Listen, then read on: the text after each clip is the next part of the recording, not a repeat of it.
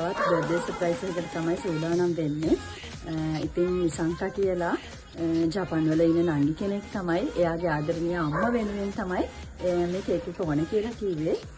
ඉතින් එයා දුන්නු ඩිසයින් එක අපි ඒ විදිහටම හදලා දුන්නා. එතකොට එයාට අද ෆොටෝ එකක් ඕන කියලා කිව්වා. අම්මයි එයයි ඉන්න.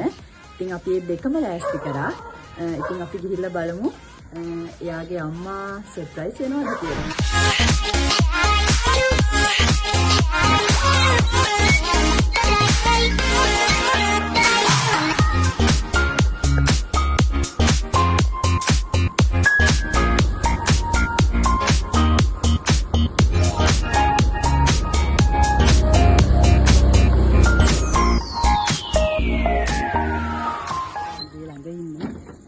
හිමිට ඇතුළට යන්න බලන්න.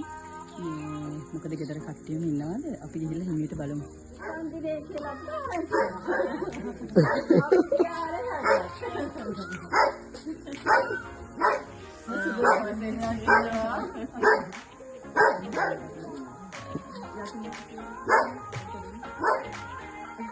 දන්නවද කවුද එවි කියලා?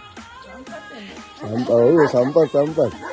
මම බාන්නේ ඔය පෙන්නන්නේ.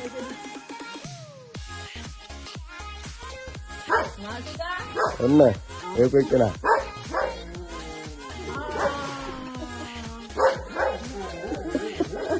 නංගි එවලා දිගන්නේ. ඔන්නේ ආතෝ එවි.